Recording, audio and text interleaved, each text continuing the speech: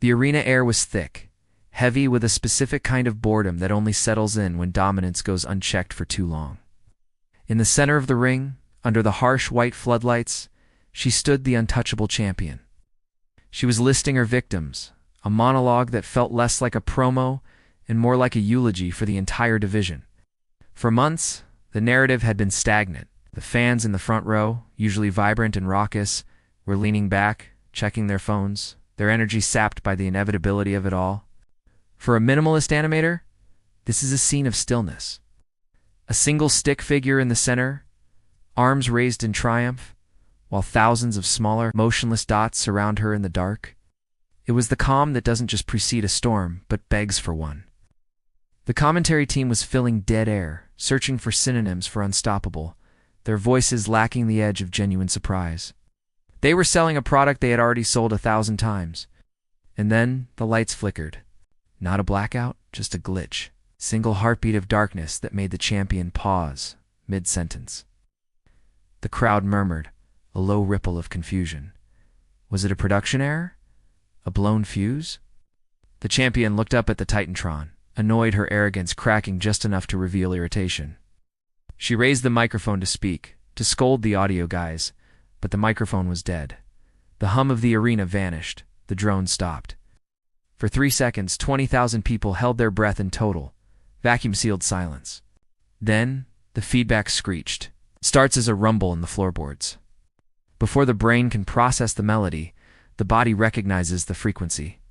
That specific chord progression that hasn't been heard in this arena for 4 years. The minimalist visual here shifts from stillness to violent vibration. The crowd, those thousands of dots, transform into a chaotic ocean of movement. Arms flailing, signs flying into the air, a collective jump that registers on the Richter scale. The commentary team dissolves into absolute chaos.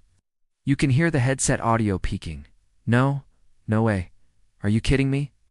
The voice cracks, stripping away the polished broadcast persona to reveal a pure, childlike fan reaction.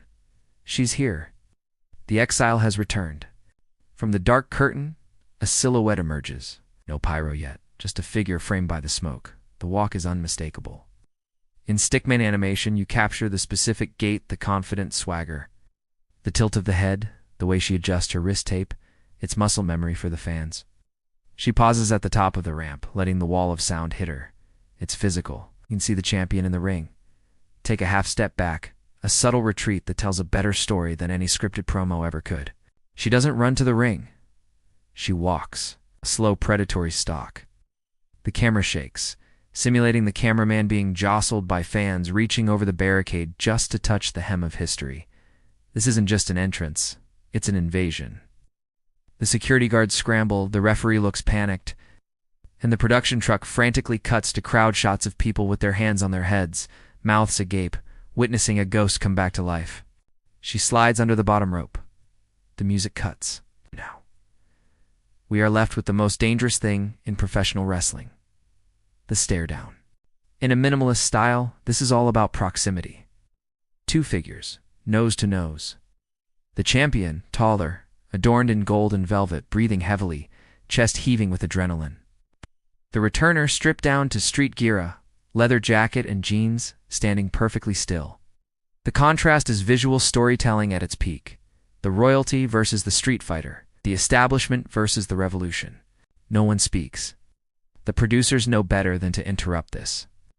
You can see the champion's eyes darting, looking for a cue, looking for a way out, but the returner's gaze is fixed. It's a psychological dissection. Without a single punch being thrown, the power dynamic in the division has completely flipped. The belt on the champion's shoulder suddenly looks heavy, a burden rather than a trophy. Finally, the returner raises a microphone. The crowd hushes instantly, a desperate silence to hear the first words. She doesn't scream. She doesn't recite a catchphrase. She leans in, almost whispering, creating an intimacy that feels like they are the only 2 people in the building. Did you think I'd let you keep it? The commentary team stays silent, letting the line hang in the air like smoke. It wasn't a challenge. It was an eviction notice. The champion swings a wild, desperate clothesline. The returner ducks smooth, liquid motion, and hits her finisher. Just one move, fast, violent, Final. The champion is laid out. The returner stands over her, not celebrating, but looking down with a mixture of pity and resolve. The message is clear. The vacation is over. The broadcast ends, but the story is just beginning. We shift perspective now, away from the bright lights of the ring to the grainy, chaotic texture of the backstage area. The internet has melted down. It's on social media. The clip has millions of views in minutes. But the real drama is in the hallway behind the curtain. We see the returner walking through the gorilla position, the production area just behind the curtain.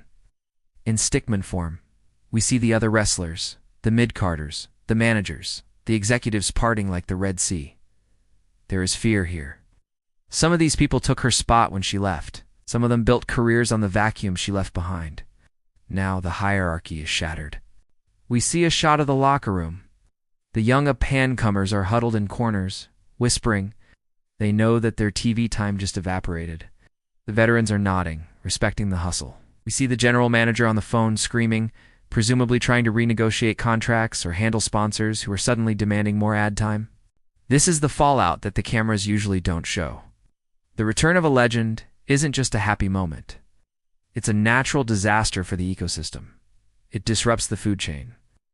We see the returner finally reach her private dressing room. She closes the door, shutting out the noise, the praise, and the panic. She leans against the door, and for the first time, the confident posture slumps. We see the tremble in her hand. The adrenaline dump, the question lingering in the air. Can she actually still go at this level? Or was that one move all she had left? The viral moment is over. The trending topic will fade by morning, but the reality sets in now. We zoom in on the returner, sitting alone on a bench in the locker room. She looks at her reflection in the mirror. Why did she come back? The fans think it's for the championship. The commentators say it's for glory, but the visual storytelling suggests something darker. She pulls a crumpled photo from her jacket pocket, a picture of her earlier self, years ago, holding that same title, smiling with a naivety she no longer possesses. She didn't come back to win. She came back because she couldn't exist out there in the normal world.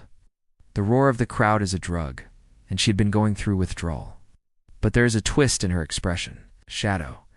As she looks in the mirror, the stickman animation flickers. We see a brief subliminal flash of her rival, the champion she just laid out. They aren't so different. She realizes that to reclaim her throne, she has to become the very thing she hated. She has to become the villain. The hero's return was a lie. This wasn't a rescue mission. It was a hostile takeover. She drops the photo.